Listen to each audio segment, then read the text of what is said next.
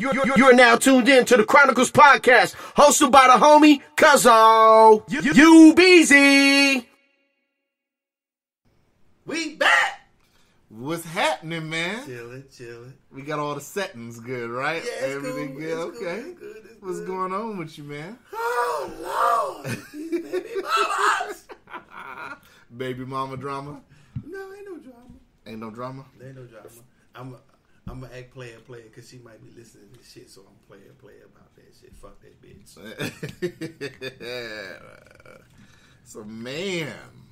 So today is Viewer's Choice Day. Mm-hmm. We accept questions and all that from some of the listeners. So we got some questions, man. Anything you want to say before we get this started? No, go ahead. I'm ready. I wish I I'm would have ready put for it. I wish I would have put the filler out on Twitter earlier. I just put it out like a few hours ago because I recall that, but I did get some feedback. Okay, that's cool. So I'm gonna give you the first question. Okay. Damn, is it directed at me or It's directly for you. what? Yes. Damn, I feel like a superstar. They want I'm to telling autograph? you. Yeah. No, I'm just No, I'm just joking. Your question. Damn, I feel under the pressure now. This is from my boy Dozen, of course, the homie. Okay. He has a question specifically for you, and he wanted to know. He said, "Ask Doshas, of course, why Black unity will never happen, and why it never has or never will." Woo! Hey, we all got to. What's his name again? What you say? My boy Dozen. Doesn't we only got an hour? Woo! That's about 20 shows right there. Okay, Yeah. the first question is what? I'm sorry. Was why Black unity will never happen.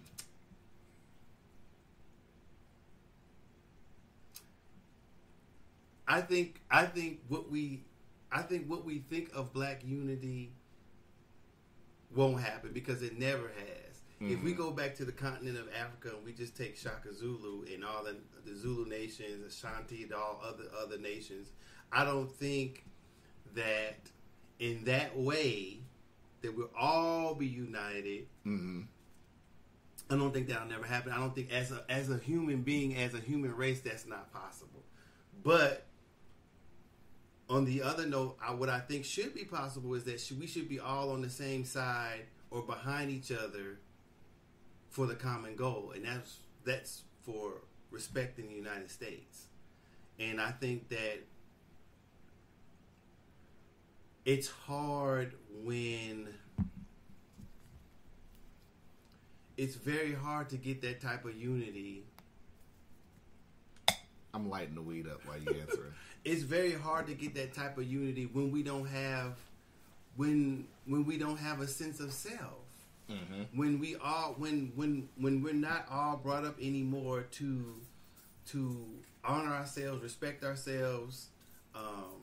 Now, when you say a sense of self, are you saying as as Black people, as African? Because he's talking about the question as African Americans. Well, I think that as African Americans, if you mention the African instead of just being American, then you have to understand yourself as an African American. Where in Africa and all that type of stuff, where you come from, what the struggles there that got us here, the struggles that are still there now, and the struggles that we have here in the United States. See, in my mind, no matter what differences I have with another person of color, I'm united with them at any time, at any point. Right. That's how I feel. Mm-hmm. Now, to get other people to feel like that way, they have to have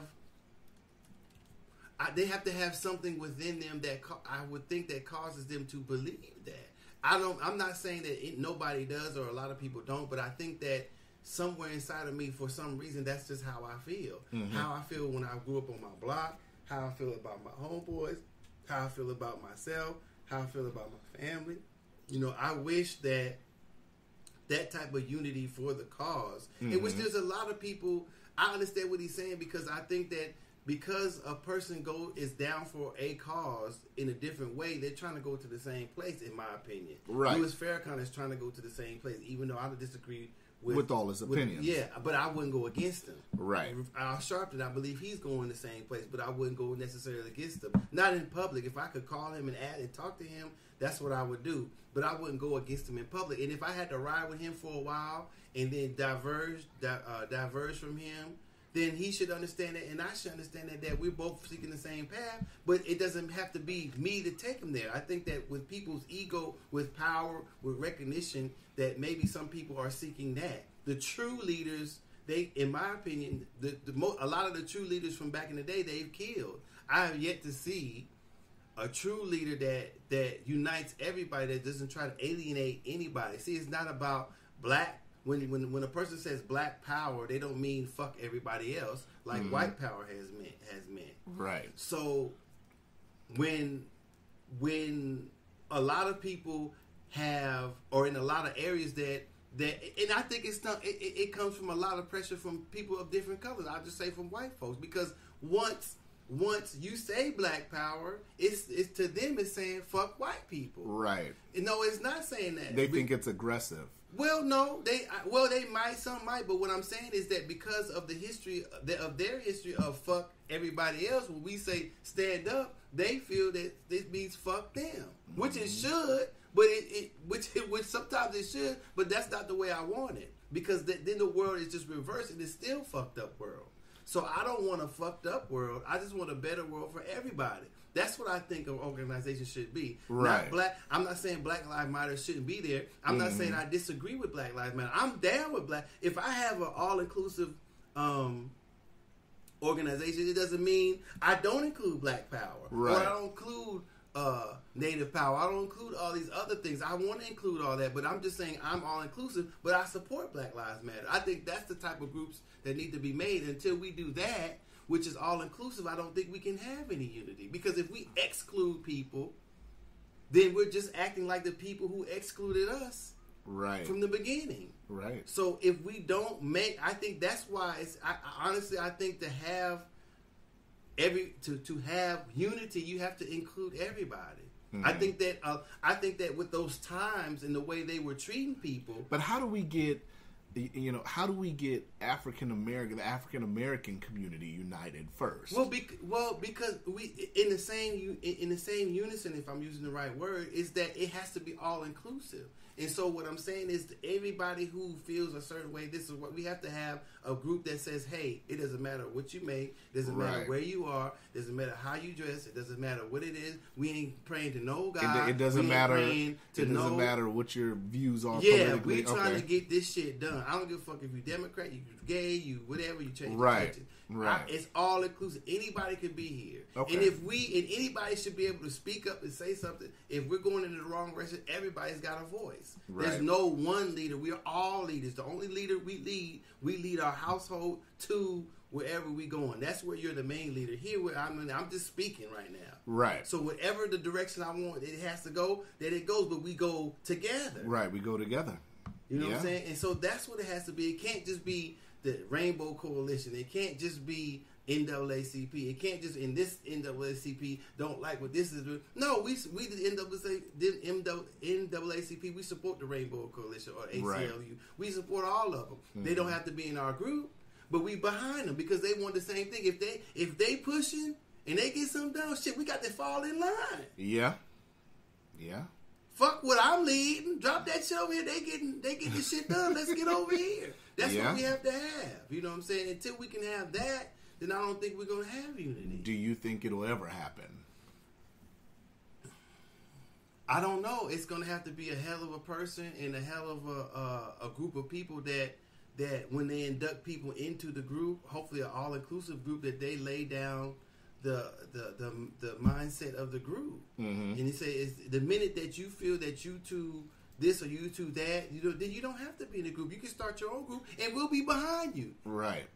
You know what I'm saying? So you have a choice. You know what I'm saying? I don't feel nothing about following nobody. I don't feel nothing about or somebody leading or somebody saying so. I don't care who's out front, who got there first. I don't care who's a vanguard. I don't know who first of that, who did this first. I don't give a fuck about that. I want justice. So if that's what you want, then this is where we're going no matter where it goes. Right.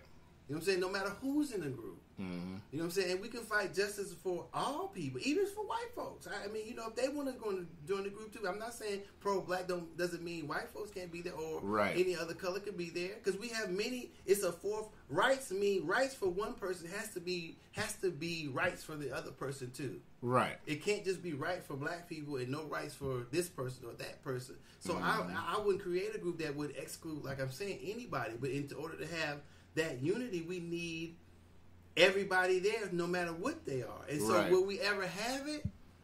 Damn. I think we have it in little pockets by the little groups, but talk unity as a whole. That's a hard question.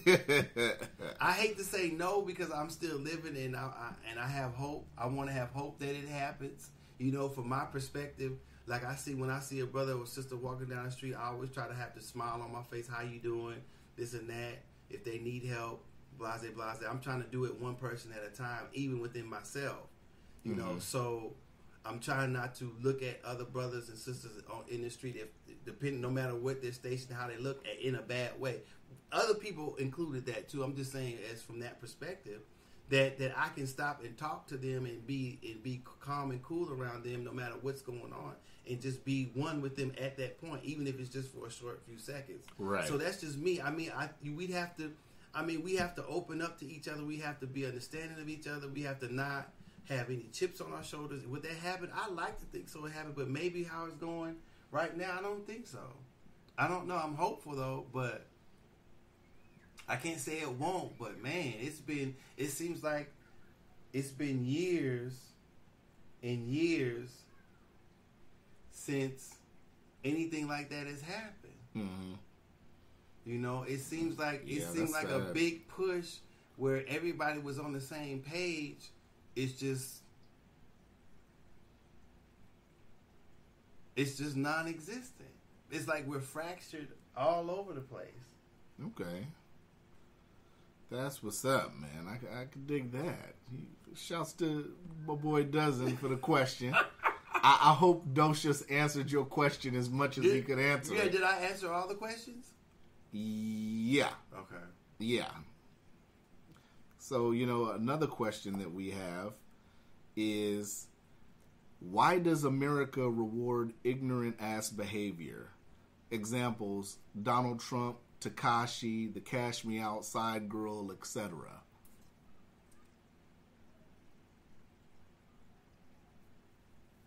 Why does America seem like they reward bad behavior? Bad behavior. If you're going to think on it for a minute, I'll give my thoughts on it. Okay, go ahead. Honestly, I've said this multiple times in the podcast. We're a fuck shit country now. We give a fuck about the dumb shit, the fuck shit. We give a damn about World Star, what's on World Star, hip hop, shit like that, and we give a damn about bullshit, like Love and Hip Hop, and and that's not just the African American community, that's the world. It's not, we, like I've said it before on a past episode, that we're the reason that Donald Trump is president. We've sat up here and we set the tone for a Donald Trump to be president. When we sit up here and we give people like the Kardashians the attention that they get, when the Kardashians aren't real stars. We made them stars. We made the Kardashians famous, essentially. You know what I'm saying? They were just regular ass chicks. Kim had just happened to have the sex tape with, Ray J, and that shit had blew up, and then off of that, she made a career. But Kim Kardashian has no talent. She has no talent. She's just a celebrity off of a sex tape, and then she was given a push with a show, and it ran off with it. And now you have all these younger women flocking and looking at Kim like she's just some big celebrity, and this. No, she's not. This is the era where we make celebrities. We make we can turn anybody into a celebrity. We can give somebody a 1,000,005 YouTube hits, and bam, they're a celebrity now. They're a public figure, and they'll get more attention. It's on us. We are the reason. That's my opinion. What's your opinion? Honestly, and I may be wrong. I don't believe that I think it just seems that way. It seems that way heavy though. But and I think the reason why is that because the way that people have started reporting current events or events in the news, in the way that things are accessible in a household now. So what happens is that before, when we were younger, we didn't have access to internet, whatever. The only news that we were able to watch is when our parents turned the news on. Right. Now, the people who are the Catch Me Outside or Tekashi, whatever, you got the internet, you got YouTube. People can make themselves into stars or celebrities, or to be a celebrity is a person that's well known for whatever, doing something on some type of medium, whether it be a book, magazine, internet, TV, whatever, TV show, whatever. So when a person or something is put out like Donald Trump, I don't think that the media made Donald Trump. I think that the way that America feels, that what the undertones, what America really feels about America, made that allowed Donald Trump. I think Donald Trump is something totally different than Kim Kardashian or the Catch Me Outside girl or Tekashi 6ix9ine. Because I was watching that interview on The Breakfast Club, and he's an idiot. We'll get to that in a minute. Okay, so I like to think that the people who are really interested in doing things and running things, they know that that's bullshit.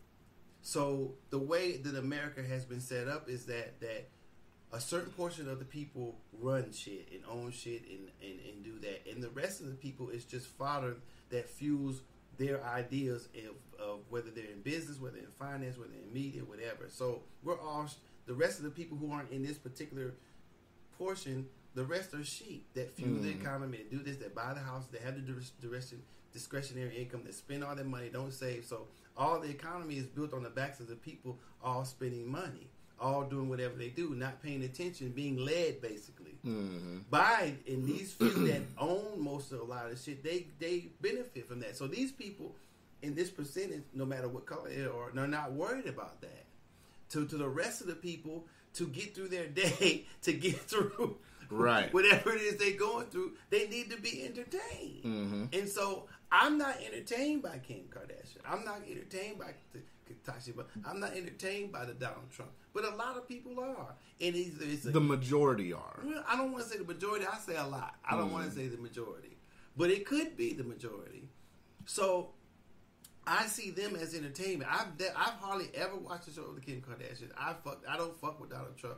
I wouldn't even listen to the rap. I try to even listen to Tekashi 6ix9ine because I think they play shit on the radio here. It's some bullshit. I don't think they do. Maybe they don't. So but I once subscribed to the bullshit. Just like everybody else gets caught up in the bullshit. So once you start being self-critical and critical of other things, and you don't get mentally caught up in that bullshit. The reason why, I don't know if there's a reason why. I mean, other than you being human, and then you have to take a step back from that stuff and say, well, I guess you would like, in theory, you would like to trust your news station. You would like to trust your local programming to give you stuff that's, how can I say, not more interesting, but I don't know how to say it. Because, people have a choice whether to turn the station on and what they want, what they don't want. Right. I'm not trying to say that only bad people or people who don't know their shit are watching the Kim Kardashians or interested in Donald Trump or interested in Tekashi 6ix9ine. I'm not for sure if that's an answerable question. Because people like what they like. People, the more outrageous somebody acts, it seems like the more somebody wants to see them. You know what I'm saying? You haven't heard about Paris Hilton in a long time. Right. But she was all over the shit at one point. Lindsay Lohan was all over the place, but you see, there's other fools that have replaced these ones. So, that's just, it's all, I mean, it doesn't seem like that. I think it's always been like that, though. Mm-hmm. Hasn't it? I mean, but we haven't always had the access to those people like we have now. People running around doing reality shows, following them with cameras, YouTube, camera phones, and stuff like that. Back in the day, you couldn't get to that person unless they actually put them on the news. Right. Now they can put themselves on it. Now they have reality TV shows that are following people doing dumb shit. So that we're in the era of all access. I think that that's how I say it. We're in the era of all access, easy access, and self access. Okay. To where you can be that much more. If you're acting silly, it seems that's true. If it seems like the silly you, I don't know why it seems the silly you act, the more you'll be on television versus the serious you act, the less people want to see it. But that for some reason, it must. I'll say it must provide some sort of getaway, some sort of living vicariously through the person that's on there. Right. Which it's just. A lot of people are trying to get away from whatever they're trying to get away from, and they find that entertaining.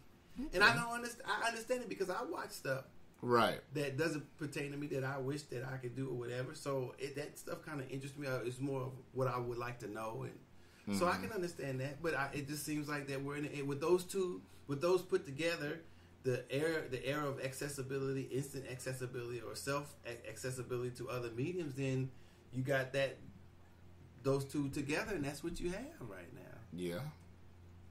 Okay. That was a good answer for that question. I can dig that. So I got a question from me. Mm-hmm. From 21K. Mm-hmm. His question to me, well, it's two questions it looks like. What are my views on Tekashi and 50 co-signing him as the King of New York? And the second question is, why didn't Trump respond to Eminem? Okay, so let me do why didn't Donald Trump respond to Eminem first? Looking at it for what it is, I'm going to say that Donald Trump doesn't watch the BET Awards. But that's not where he first did it at, though, right? That is where he did it. Oh, okay. Yeah, in the cipher. But if I wanted to take a deeper look into it, like I've seen a lot of comparisons online to why there was a lot of noise online back when it had happened that a lot of people said that he didn't address Eminem because Eminem was white and, shit like that. But he addressed Snoop when Snoop did the video with the fake Trump on there. I mean, looking at it, Snoop did a video with a Trump lookalike. Eminem was on a channel that I'm pretty sure Donald Trump don't watch and is dissing him in a rap cipher. No Trump lookalike or anything, just, him saying what Eminem does. He goes off on a tangent. But that's my take on it. I just don't think that Trump was trying to sit up here and give him. Maybe he hasn't even seen it still. Do you think Trump's seen it still? I would think not. Well, from him responding to everyone and everything, I think he had already seen it. I think somebody rushed in and told him that. Somebody rushed in the Oval Office and said, "Man, this white dude is dissing you." Have you seen that? What Eminem said about you? I mean, if he's tweeting about other bullshit, somebody told him. Sure, he watched it. Right. Now, whether he understood what Eminem was saying, right? And that's what I'm saying. Trump's maybe another issue. Yeah, how does he respond to a rap song? Right. And if he didn't want Eminem to keep going, he better not fuck with him. I mean, it's not like I said, when Snoop had his video, it was actually a Trump lookalike. You know what I'm saying? Well, so you had a visual. So I would say maybe it was more of, if he fucked with Eminem and Eminem's fan base is predominantly white, maybe young adults and older adults. That could be true as well. If he had kept that going, Eminem would have roasted him. Yeah. And that probably would have tarnished his image. That's what I would Right. have fucked with him for. Right. So, you know, whatever Snoop, he don't care. Fuck it, he could say something about Snoop, and it wouldn't. I mean, I don't think he feels Snoop's fan base is as influential as a bunch of white kids or white folks or whatever. Mm-hmm. So if he had a Yeah, fuck with you're right. Eminem, he might have put his foot in his mouth too. He want them white voters for Fucking- for 2020, He baby. fucking with him. He ain't gonna get him. He Yeah. fucking with him. Maybe he thought that. Yeah. And then, you know, the other half, you know, I'm going to talk about Tekashi 6ix9ine. Oh Lord. I'm going to give my thoughts because I know you're going to say, oh, Lord, but let me tell you what I did. Okay. I actually listened to Tekashi 69's newest album, Day 69, I want to say. Mm-hmm. I watched this interview with The Breakfast Club. Mm-hmm. I'm honestly going to keep it 1,000, and Tekashi trolled them, and he won on Breakfast Club. I watched that Breakfast Club interview, What do you and mean by trolled? he made them look like fools. It was obvious, looking at it, being honest, it was obvious that Charlemagne, DJ Envy, and I can't think of old girl's name, Angela Yee, they were trying to sit up here and make Tekashi look like a fool. And, you know, he was a young dude that wasn't giving a fuck, and he trolled him. He pretty much, you know, shitted on their whole interview. When Charlemagne tried to bait him, you know, when Tekashi was sitting up here and saying, you know, I'm a gangster and this and that and the third, and then when Charlemagne was like, well, when them dudes was on Houston and stage and you were the headliner, why didn't you go out there if you so gangster? And then when Tekashi looked at him and said, there's a difference between being a gangster and being stupid. No, it's not. Yeah, it is. No, it's not. It is. No, it's not. No, it is. No, it's not. I have to disagree. I have to disagree with that either. It doesn't matter how gangster somebody is. You don't care about stupid when you're a gangster. That's not true. It is true. No, All right. no. You can look at anything. You think Al Capone back in the day is gonna sit up here? You and think walk? Al Capone would let a motherfucker say something to him on the stage and wouldn't whip out that Tommy gun and shoot everybody in that motherfucking but stage? He don't worry about stupid. That's what I'm saying. But do you think Al Capone is gonna really sit up here and go up in there and it's 50 dudes waiting? Yes. And he's by himself. Yes. Yes. For one, Al Capone ain't gonna be by his motherfucking self off top. Cause he's a gangster. Mm. 2, when he tell them motherfuckers, alright, whatever Italian, meet that motherfucker outside with them Tommy guns. Best believe when he come out there, they getting spit up. So that's, you don't care about stupid. Why? Because he got the cops paid off. Why? Because he don't give a fuck. A gangster don't give a fuck. So stupid is not even in the equation. So you gonna handle your motherfucking business because somebody disrespected you. That's what that's what I'm saying. So that's what I don't. When you say you a gangster, you saying something. Mm-hmm. When you start caring about stupid, you're not a gangster no more. Okay. So gangsters That's a very good analogy. Gangsters don't give a fuck about stupid. That was a very Ain't good no analogy. stupid. That was a very good analogy. And that's what he should have told Tekashi. Mm-hmm. So when you but that's the problem though. And he ain't no gangster. That goes to my next thing. That's the problem, that you have interviews, and I watched today, Tekashi did do an interview on 50's website, thisis50.com, and it was a good interview. I watched that, and they didn't really touch on it, but he kind of broke down more of how he felt. It wasn't a combative interview like what the Breakfast Club likes to do with a lot of their guests. It's like they invite people on and then they're combative. If you have somebody on your platform, I get that you have to ask them tough questions, but at some point, there has to be a point where you kind of lead into that and you kind of feel how the conversation's going. That's how somebody that's trying to give a good interview should do. And a lot of times the Breakfast Club just likes to dive into the bullshit. And then at that point, once you dive into the bullshit off the top, that person or persons, because sometimes they do, multiple interviews, they're going to be combative. They're not going to sit up. You're not going to get a great interview. You know what I'm saying? You're not going to get, you can't sit up here and say, well, why do you think you're this, that, and third? Why you got beef with this person? Don't you think you're putting yourself in harm's way? Yada, yada, yada. And then go, well, let's talk about your album now. It doesn't work that way. You have to, anybody that gets on microphones, whether it's us, whether it's Charlemagne, all these people have to sit up here and be mindful of the interviews they give and how they give the interviews with these people. But you go ahead. I know. No, I'm listening. I'm thinking. I'm hearing you and thinking. But I'm going to say that Charlemagne's style is what it is.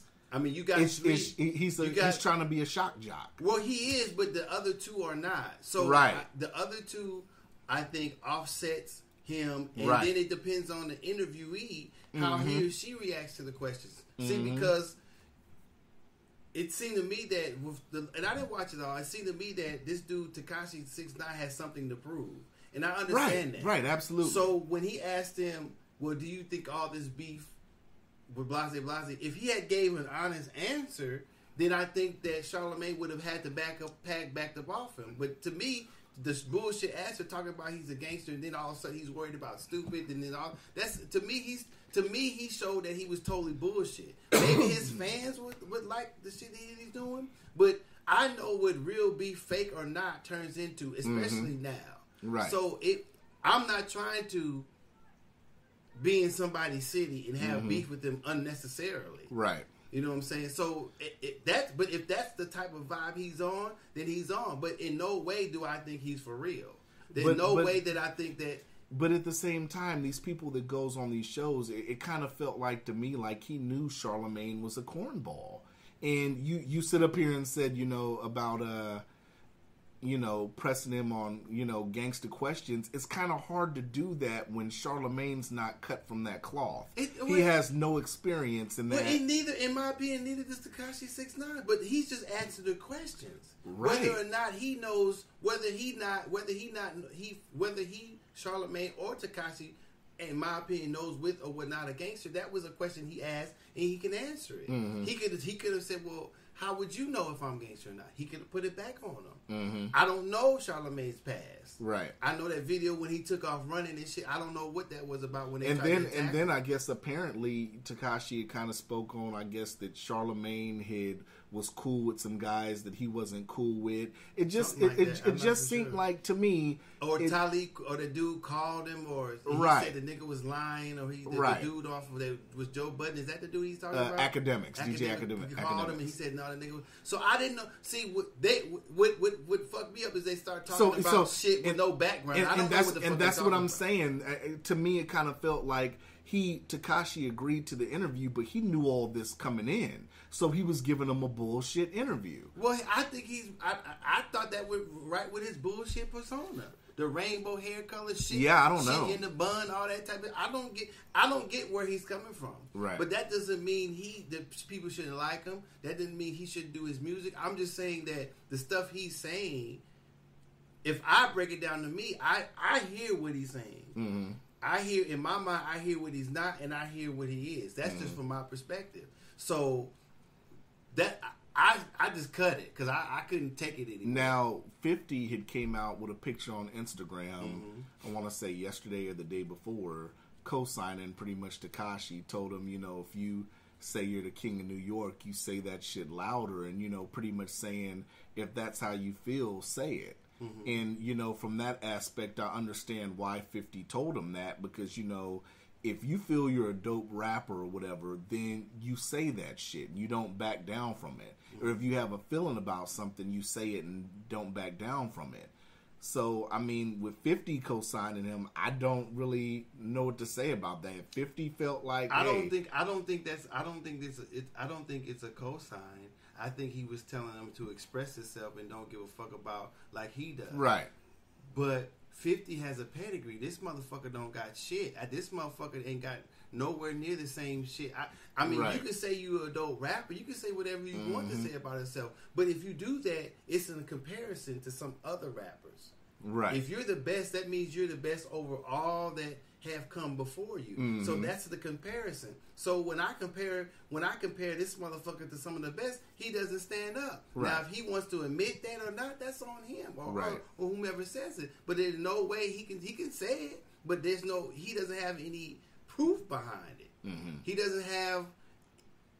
I just say the proof behind it. Now, 50 Cent, you can't say he ain't the shit. Now, if he's the best, he's probably one of them. I like him.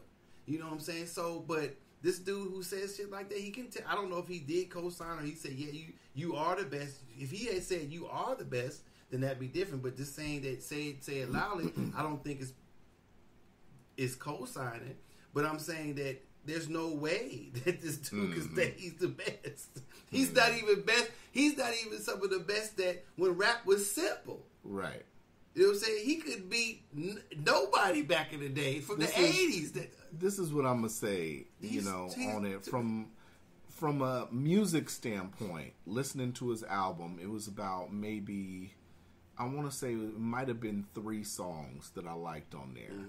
On his shit, maybe 3 or 4. I have to go back and it sounds like gym music to me. It's shit I could be on the treadmill too. But one of my biggest kind of looking at it from a hip hop perspective, looking at the songs I liked on there, and a lot of the songs on there are literally a little over 2 minutes, maybe 2 minutes and 20 seconds. I mean, that's enough for a couple of hooks and maybe a verse and a half. You know what I'm saying? And the hip hop head in me, I'm gonna say I want to see more. You got to do more than just chant during the songs. I mean, I get it. It's kind of, he's kind of like a cross between I can't think of the boy from Onyx. Sticky Fingers? Like Sticky Fingers and Little John mixed his style to me. To me, it's a lot of chanting and you know what I'm saying. But hip hop wise, he's got to show more. You know what I'm saying? And 2 songs that are a little over 2 minutes ain't really showing me anything. But I'm an older dude. I like certain kind of music. I like 3 verses and a motherfucker knows how to write hooks and you know what I'm saying. That's the hip hop part of me. The other part that I look at, the whole gang culture in music. I think a lot of cats get it fucked up when they sit up here and when they do this music thing, the gang culture now is so tricky because, back then when it really wasn't any people behind the red flag really doing a lot of music. Of course, you had Banging on Wax and all that when we was growing up. You know what I'm saying? So looking at it now, you got cats like The Game that it came out. You got cats like YG that it came out. Now it's just so tricky because you have this guy now who, some red rags do believe that he makes them look bad with the rainbow hair and shit. But you have the New York side, motherfuckers are fucking with him. And I think he's taking that love that he gets in New York and thinking it's going to translate everywhere where red rags and other places might not feel the same way that, some of your Crip friends and some of your red rag friends in New York feel about you. Because I give it up to him. You watch his videos, he's got a lot of motherfuckers flagged up in his videos. And so it's more than just motherfuckers are behind him where he's from.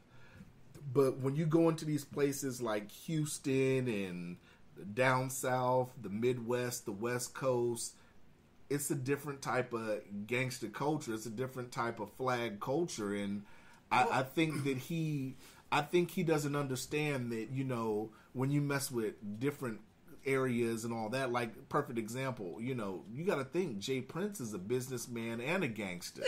And he fucking with the wrong motherfucker.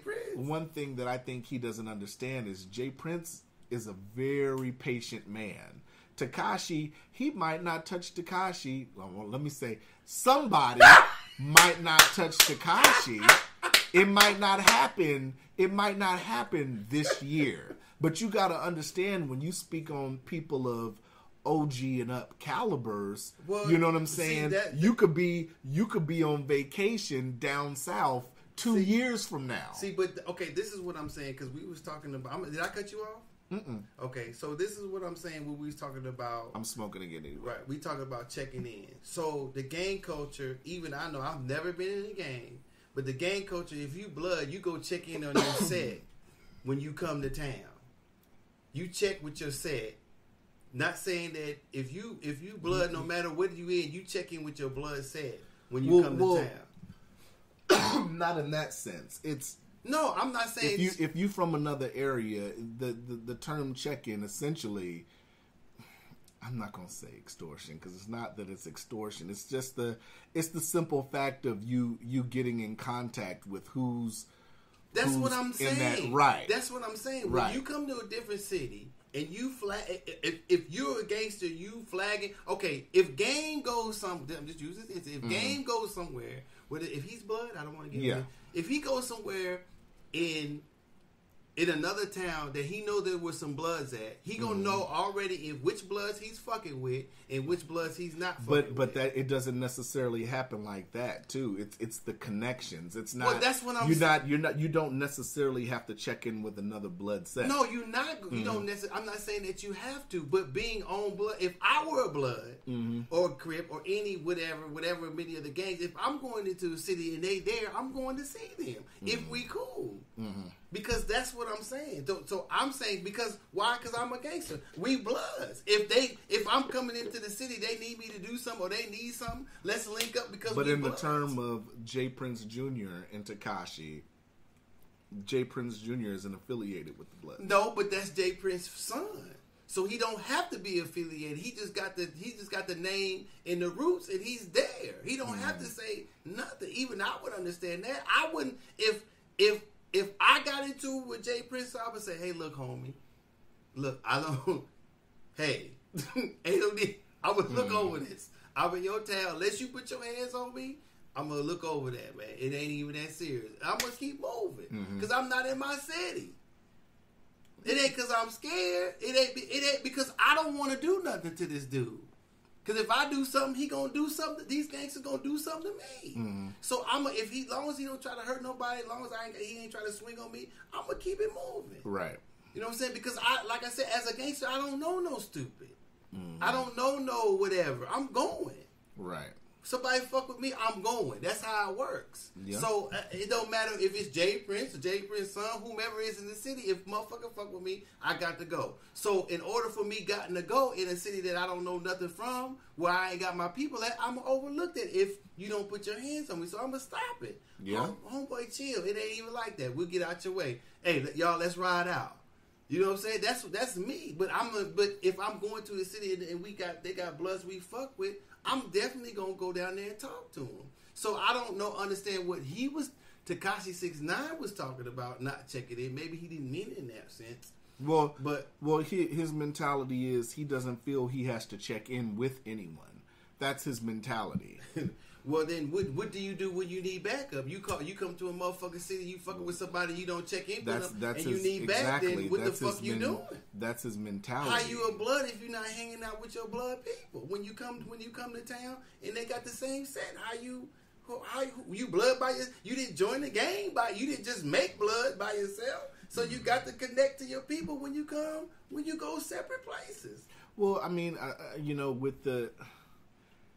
I think the big misconception... If you representing that culture. You see what I'm saying? Well, the big misconception is, let's just say if he's a real blood. Let's just imagine if Tekashi is. I don't know what his resume is. I don't even know what that means, really. But, just because people is fucking with him in New York don't mean that people in California is fucking with him like that. Well, that doesn't mean that the bloods in Cali have to co-sign his shit. Well, this is what I'm saying. If you're set, and I thought that's how it worked. Now I know certain bloods don't fuck with other bloods, and Crips don't fuck with other Crips, and all. I know even though you saying the same gang that you might not fuck with each other on either coast or even the same city. But if you just didn't make a blood set where you from, you're in a blood set that's go across the nation. Right. So there should be bloods in different areas that you fuck with. So what I'm saying is that if I'm not saying how it goes with there, but if you blood or Crip or whatever gang, you get to somewhere, you go see your people. That's like, to me, that's like you coming to, that's like me going to Oakland and not going to see as much family as I can see.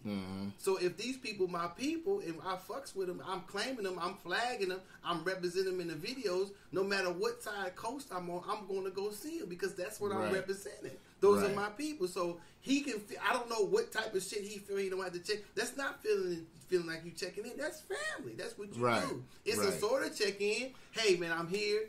We gonna be over here. You, if y'all need something, come down over here. If y'all need whatever. You know what we saying when we say you need me. I'm there. Now we know Snoop is a gangster, but he don't bring it to the music as much as this. Right. You see what I'm saying? Other people don't. He did at one point. He did when he first started, but now he kind of eased off of it. But you still know he's a gangster, and and so, but Tekashi and other people do it in different ways. The game, he's a gangster too. You know what I'm saying? But he don't bring it. I guess he brings it to his music, but not as much as this dude. I mean, he has the way they carry themselves. I guess I'm trying to say is different from this dude. To me, this dude has no idea what the fuck he's doing. Right. And if that's how he wants to live, then that's how he lives. Okay. You know what I'm saying? Some other set gonna blow his ass up or mash his ass up, or some other set that's fucked up with him. If that's what he wants to carry with him, then that's what he carry with. If he want to be singing and rapping and motherfuckers fighting and throwing chairs and shooting, if that's how he want to do it, that's how I would go to his concert. If that's a motherfucker, Buffer can't pay me to go to a concert like that where I got to get killed. I just think that's how you want to live. Before we get off the subject, because we spend way too much time on Tekashi. But we talk about other things too. I just think that, it'll come some point where somebody will get a hold of him. Maybe not today. If they could get a hold of Tupac, they can get a hold of Biggie, they can get a hold of Tekashi 6ix9ine. I don't know if it might not be. It might not be when he's hot. Right. But it might not be when Tekashi's sitting up here has a hit record. It could be 2-3 years from now when he might not even be making music 3 years from now. He might just be not have any hits. He might just be He might just be strolling down. Ain't that motherfucker right there that was talking that shit in our town? Yep. It might be somebody who's on the low run trying to get some points. Yeah. But that's it for Tekashi. I'm done with Tekashi. All right.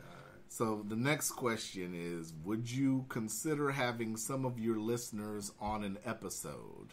Sure. I don't see no problem. If do you want to fly to Anchorage, or if you in Anchorage, yeah, we could.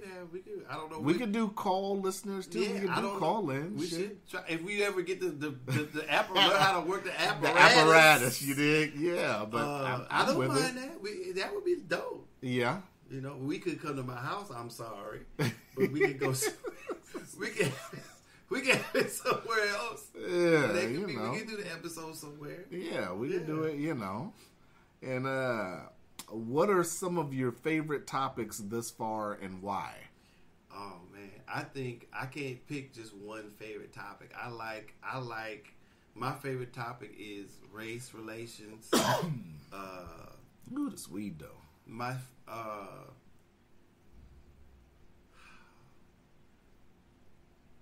I think that's my favorite topic when we talk about race relations, the police relations. Mm-hmm. I'm just like current events. I like to talk about economics. I like to talk about the United States. I mean, it's too many to mention to have favorite, but I have to say the top one is probably race relations. That's what I'd have to say. I like when we talk about topic of mine I'm passionate about is at least being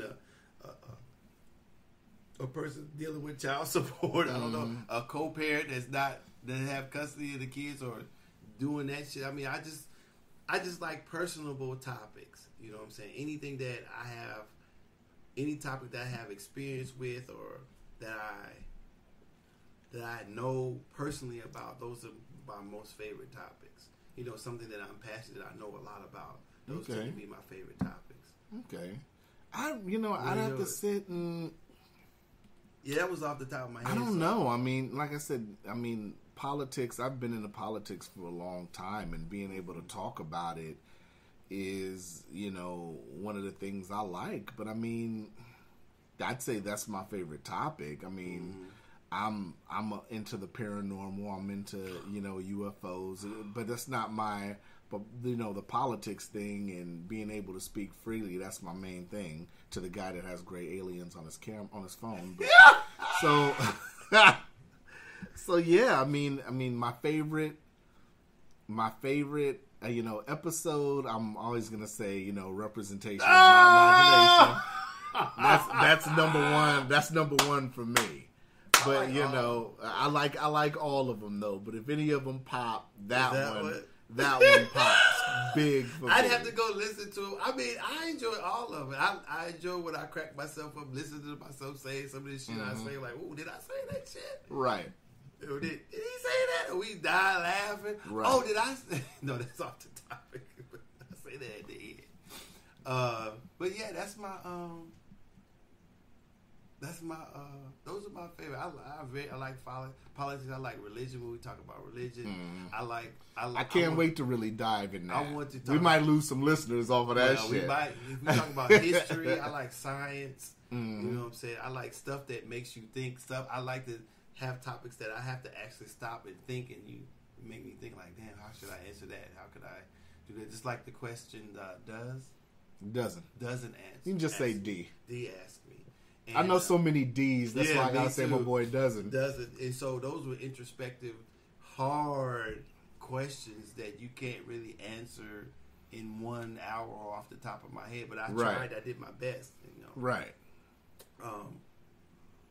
But you know why? The reason why I could do that, because I do think about those questions that he asks me all the time. Like I said, I would like to say that I wish that we could. The way it was, that we lived on blocks, that we cared, that you could stop a motherfucker come, especially an older person could come out of their house and say, "Hey, boy, don't be doing that motherfucking shit." Right. And motherfucker be like, "Okay, all right." Even no matter how gangster or how whatever they were, you know what I'm saying? This total respect of the people. That's how I felt growing up when I grew up. You know what I'm saying? You can't necessarily have that anymore. So I don't know if that's lost forever, or I don't know how do we get back to that. I think that how we get back to that, we have to be on our children, the generation that we raise, to get back to that. If we let that type of respect go, then it won't come back. Okay. I guess I should have added that in. It starts at the home. If we want unity, we have to start in the household, preaching unity in the household. You know what I'm saying? So I forgot about that, but I just added to the questions before that. In order to get back to that, we have to start teaching our kids what unity is, know what self is, be self-aware of you, who you want to be, how you want to be viewed by people, and what respect is, what respect of your life is, and right. the things and the people that have done before you. Because I remember we talked a long time ago that I didn't feel that the dude was a football player. Somebody was saying that he did this and this and that. I was like, no, you didn't. You're not playing football only because of your abilities. You're playing football because there was this one first black football player that broke the barrier. Right. That broke that barrier so you can get in there. Don't forget that. So you didn't do it by yourself. And that's what we got to teach our kids, that, as kids, we're not doing this by ourselves, because we have parents. We have the parents that change the diapers.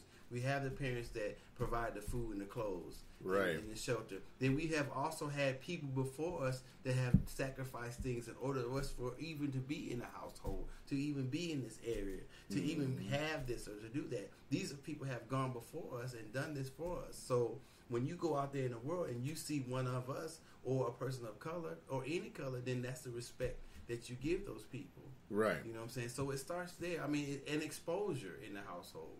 You know what I'm saying? We can't just all be stuck on one block, one area. And it's hard not to, especially when you're poor. So I think that a lot of other things, before we got to get unity, a lot of other things have to change also. What was the questions or the topics that you had? Mine was abortion and cheating. Okay. And I don't have any real questions. I wish I could have asked they wanted specific questions. They wanted to hash it. What do we think about it? What do you think about it? What topic you want me to talk cheating. about? Let's start with cheating. I don't know what to. That's what I'm saying. Maybe I have to ask some questions and then get back to it. I mean, cheating is. Why do people cheat? It's a lot of different reasons. It could be, an emotional. Is there a reason to cheat? It could be emotional. It could be monetary, beneficial. I mean, not beneficial like, a person should do it, but that person could feel that they're lacking something, whether it's physical, emotional connection, whatever. And I don't know, it's kind of hard for two guys to really give introspect on it. Well, Did I say that word correct? But no, but that's what she's talking about from a male point of view. That's but I mean, there's different views. It's different views. It's what people view cheating as, because a lot of people have different opinions. Because I've seen people in poly relationships, and people still view them as cheating. Well, I mean, it can. I mean, from the outside, you can have your own perspective from it, but cheating is whatever those people who are in a relationship decide what the cheating is. Right. So, what I call cheating may not be cheating to somebody else. Just exactly. Like you're saying. Right. I think inside a relationship, if you've decided on monogamy, then whatever else that's outside, whether it's physical, psychological, or any type of intimacy, it's technically, to me, cheating. Right. You know what I'm saying? If I have if I have a girlfriend myself, or a significant other, I'll just say it that way. I won't make it gender based. And we agree upon a monogamous type thing, then whatever feelings, whatever is going on, I would like to be known, to put it in know first. Right. So anything outside of that without me knowing is a betrayal. I don't know if you call it cheating, but cheating encompasses a lot of things. A lot of things. It's set right. So, I don't know. Some people consider flirting as cheating. I mean, it could be. Yeah. You know what I'm saying? But I I've seen people I'm with looking at people. I'm doing something, look back and, what the fuck you doing? Yeah. Oh, I was just, oh yeah. What if I did some shit like that? You know what I'm saying? So, but, in a relationship, you can't just get mad at everything. You know what I'm saying? You can't take offense to everything. And if I had got really mad at that, then when that person thought it was nothing, right, then there's no point of getting mad at it. You know what I'm saying? We spoke about it. I was like, okay, that's how you do it. And she's like, no. Okay. And so I didn't get upset about it. And I didn't think that was cheating. It was flirting. You know what I'm saying? Obviously. Right. But I can't get mad at that because nothing has actually happened. Right. So what would I get mad at? You know what I'm saying? So, but some people do. You know what I'm saying? Is that a segue to the actual cheating? Damn well could be. Could be. You know what I'm saying? So at that point, you talk about it, and you intimate how you feel about it, and you talk about it, and then you decide what you're going to do as an individual or somebody in a relationship. Right. You have to let the other person be aware of what's going on. So what I'm saying is that some people like to do it. Some people like to have more than one woman. So they like to just do this and do that. I've been that person too. Yeah. You know what I'm saying? So I have too. So, I mean, at some point you either decide that you stop doing it or that's what you're going to do. I mean, it falls into all categories. You know what I'm saying? Some people may do it for reward. Some people just, build like that. I mean, I don't think there's any one reason for cheating. I think that people cheat in certain situations where they wouldn't cheat in others. Right. Also, you know what I'm saying? Whether they are or some people are just wired to fuck off. Or they just wired to fuck off. They don't give a fuck about it. Whether they're high on drugs or drunk or whatever. Things happen. You know what I'm saying? And you can't always stop it from happening. So when it happens, the other person has to decide if they know about it, what they want to do about it. What they want to do about it. I don't think you can fully explain cheating. I think you can only explain it as something that happens that usually somebody chooses, and why they do it, knowing that they know that the other person wouldn't want them to do it. Why do they do it? Yeah. I'm often asked that myself, and the thing is that that's women are not like that's what we did. Right. That was the player. You know what I'm saying? That's how we grew up. I didn't grow up with somebody saying, "Hey, yo, man, this is how this and this."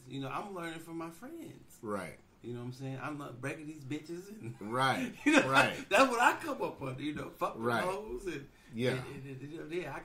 I got plenty of hoes. I got these hoes over here. And then, that's how right and then or wrong. on, some, not saying that all players do this, if you're a player and you're doing your thing, but sometimes, a lot of times the player has the woman thinking that's what's going on, or the woman automatically thinks that that's a relationship. So when she sees him with another woman, she looks at that as cheating. Well, she would if the players lead her to believe they're in a monogamous relationship. So, for the person that asked the question, it all depends on what that person is viewing as cheating, because that can be scattered. That's scattered brainstorming. What people consider. Well, I mean, I think there is a line that everybody would agree what cheating is. Now, there'll be varying degrees of it. Right. There are going to be some differences off somebody. But what do you think the line is everybody agrees on? That if you fucking somebody else and the other person doesn't know about it, that's cheating. But see, you just said fucking. What if? That's what mine, if, though. Right. But everybody you just said that as an example. So what if, per se, just throwing a scenario out, you just said fucking. So what if the guy's just getting oral sex from another woman? Well, okay, I'll say any type of sexual contact. Any type of sexual contact. Mm-hmm. Okay. And you can say what you said again, because maybe a brushing on the back is. Right. Or maybe a hug is. Right. Or maybe standing next to. I mean, right. Like you said, I guess you're right. I guess that you have to define it by each person almost. I just thought that when you say cheating, mm-hmm. there's a couple of things you can mean. Right. You can mean sexual. You can mean intimate wise. Mm-hmm. You can mean sexting now. What if that's what I'm saying. What if the person, so it could fall under anything. Right. Right. So that was, what was the other topic? That was a good topic, though. I mean, I wish we had a female on this episode that could break it down more. Maybe we will. We will. Hopefully one time we'll have a female on to break it down more, because like I said, we can just give a guy's perspective on it. I guess another part is, can you survive if your mate cheats? Yeah, that'd be another aspect to it. I mean, could you? In my first marriage, I fucked around. Oh yeah? Okay. Well, I fucked around throughout my life, but and I've had people fuck around on me, right, me too. So it's you got busted. Is that why, or I don't want to get too in some aspects, yeah. But I mean, in retrospect, I mean, it all depends, because it's 2018. Nobody is perfect. Mm-hmm. I think when we're younger, we sit up here and look at it as a total. What's the word? A total deal breaker. Yeah, deal breaker. But I mean, I don't know. I guess it would depend. I mean, I don't know. I mean, if the motherfucker smashed the homie or something, fuck no. I mean, it's. Well, you would hope a homie would do those shit like that. Of course, but it does happen. I'm just thinking of it, because the me 15 years ago would have a different opinion on. Of course. Right. Of course. So being older and knowing that, we're being an adult about it, I mean, I don't think at the end of the day it's a total deal breaker.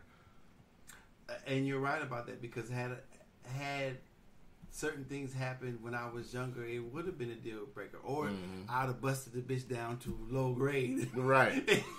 I'm already moving on. You're the demoted. I'm just fucking right now. We just go, I like the sex, so we just go fuck it. Then I'm not even going to say that. I'm basically already gone. Right. But as you get older, I'd have to agree with you. I mean, when we take, I mean, it still is a big part. If you're in a monogamous relationship and the other person is fucking around with somebody, it should be an issue.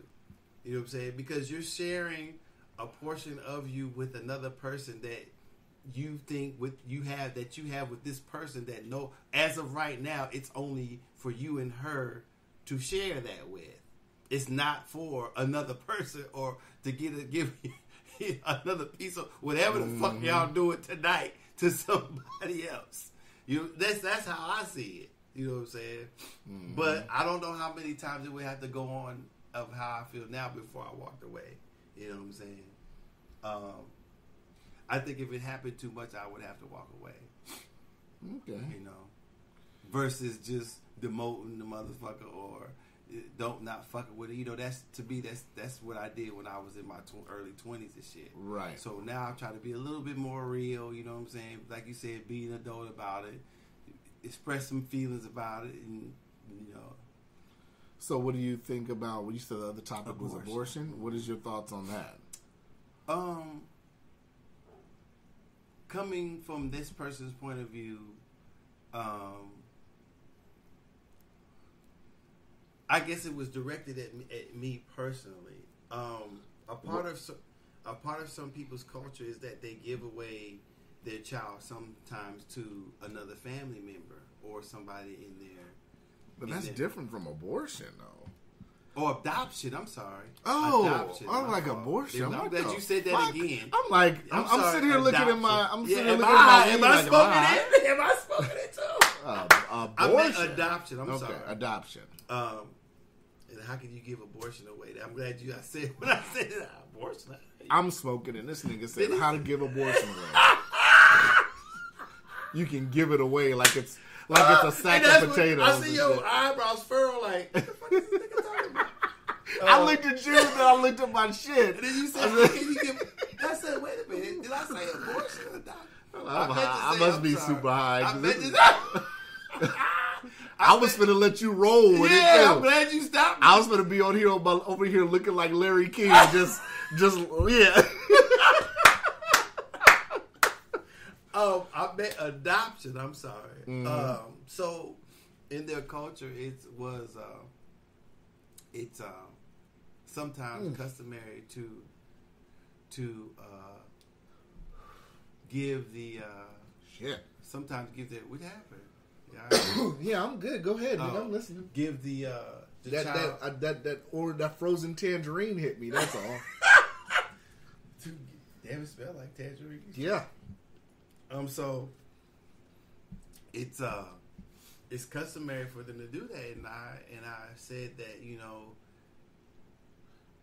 if that's not something that I would do, you know what I'm saying? That's my child, and I want to be able to see my child and raise my child, or no matter what type of parent I am. Right. I wouldn't give my child away to somebody else to raise. You know, that's my child, and I want to be there for him or her the best that I can and be around my child, and not have my child somewhere off with somebody else while I'm doing whatever. Because what happens when you decide to keep a child? Right.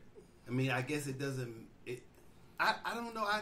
I think I could be wrong with this, but I totally think it does something to the child when the child knows that it's given away, but then finds out later that their parents have other children. I don't know about that. I mean, but what if they're grown? What do you mean? What if they're grown? What if it's an adoption case where they don't find out they're adopted till later on? Well, then I still think that they still feel a certain way. They just overlook it. Yeah. Yeah. Okay. That would be on. I mean, I think that has to be one of the questions. Well, why did you give me away? And then you say, well, at the time, I couldn't afford it to keep and all that. You know, you can understand that. But then why didn't you look for me? Why did I have to look for you? Mm-hmm. You know what I'm saying? Why did you make it a closed adoption? Maybe you could have came and got me at some point. Right. You know what I'm saying? So I don't know.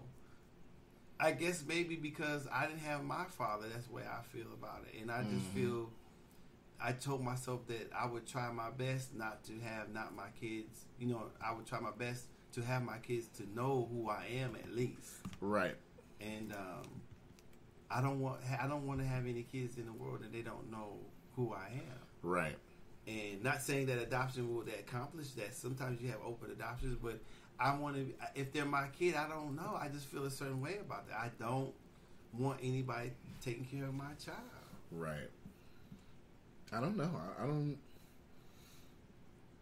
I guess to me it depends on the situation. I'm not going to say I'm flat out against adoption, but you know, it all depends on.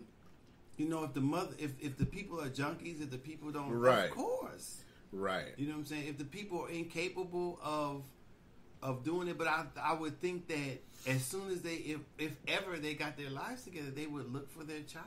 Right. Not go on living like, oh, well, I gave him or her away and I can't find her. I don't know if I could do that. Right. You know, like when I came home, I mean, if my oldest daughter, I hadn't seen her since she was a baby. You know what I'm saying? So when I got out, shit, she was 18. You know what I'm saying? I'm thinking in my mind, how do I go back to the same city? How do I go back to and not try to find her? Right. So that's why I'm saying, and sometimes I almost gave up, you know what I'm saying? But I was still in the halfway house in Seattle. But every so often, and how I found her, every so often I would say she got to be on Facebook somewhere. This shit, Facebook. So every day, not every time, but most of the time, I went to the library, to the library. I put her name in, and I finally hit the right name because my daughter's name is kind of common. And so I hit the right name, and that's how we start talking again. Right. So I think that if a parent, even if the parent does give up a child for adoption, they don't feel compelled to do that. Not saying they don't. Right. But, you know, I just felt compelled that I had to talk to my not only because of I made that promise to myself, is that that's not what I want. I can't be in the same town and not have my own child know who I am. I just can't do that. Right. Yeah. I can dig it. I pretty much agree with you. I can't really add nothing. I don't know what the person disagrees about, but like you said, I guess I should have asked questions and we could have debated. I guess I failed as that. We can always come back to it later. It's not a big deal. You know. So that's about it, man. Is it about it already? Yeah, that was, about an hour. Man, I like these when you come over, we chit chat. It's too short. Hours too This is short. other people's questions, That's so true. shoot. That's true. Hey. I'm trying to make sure we fit in for the month, you did? All right, man. Damn. Shoot. But we weekly. We done did 4 weeks in a row, finally. Oh, we have? Yeah. I didn't even expect you to say you was covered. Well, as soon as you texted me, I said, yeah, we can fit it on there. Right. I might have to sit up here and fuck around and looking to get more space on Libsyn. How much more does it cost to get more space? I don't know. I got to check and see. But, to have longer episodes, it's got to be more space on there. So, Well, I don't know how an episode could, like, remember when we first started how episode, they said episode was supposed to be 30 minutes. I don't know. How the fuck you get anything introspective in 30 minutes? I don't know, because we talk 30 minutes. I guess when motherfuckers do 30 minutes, they just do a review. But all the people I watch and stuff, whether it's YouTube or anything, they got videos that's 45 an hour. That's what I'm saying. How do you get something introspective or talk about something 30 minutes? We may take 15 minutes for the intro. What's up? Yeah. You know what I'm saying? Just checking it out. I don't know how you do something in 30 minutes. We got to get ready to go as soon as we start talking to Yeah. Unless you standing up. Man, that was terrible. So man, let's wrap this shit up. Yeah, let's get the fuck out of here. my leg falling asleep. We can't even sit down because the bike damn near in the ceiling. Even if we could sit down, the bike is in the ceiling. We got to hold our necks up like this the whole time. That was horrible. I can't even think how the dude thought we was coming back for that bullshit. That day we figured out we could do this shit on our own. Do this shit. Man, let me go get this motherfucking mic. I was like, man, fuck that. Let me go get this Blue Yeti and we can knock this shit that out. much for that, and then you told me how much we was paying for the other one. I'm like, God damn, we can have a whole. We got a podcast studio, music studio, every goddamn thing. Yeah. Oh Lord. Yeah. But we had 113. That'll fit. But I appreciate people sending questions. If y'all can email questions. Yeah. Y'all can you got an email set up? Facebook email me. Set up? Yeah, I done damn near forgot my own goddamn email.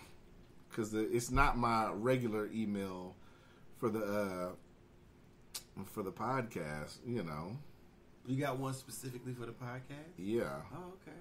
But it's actually under...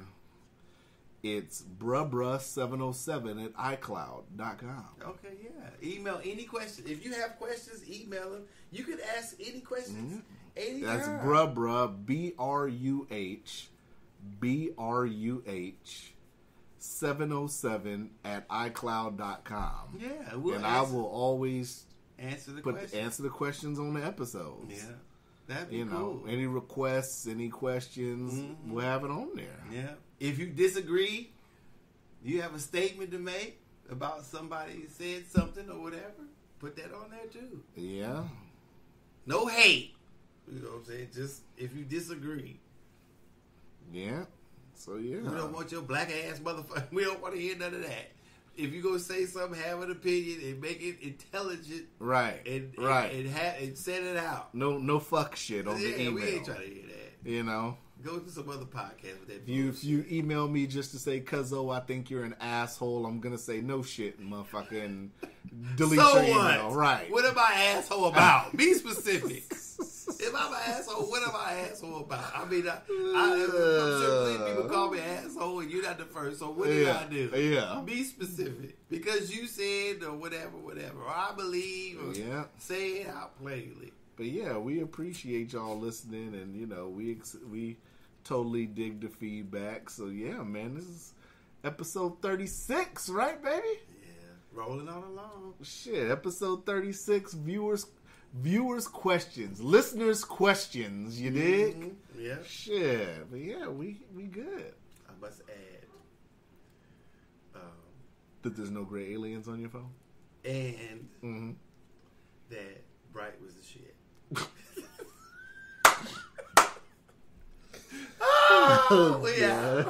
We out.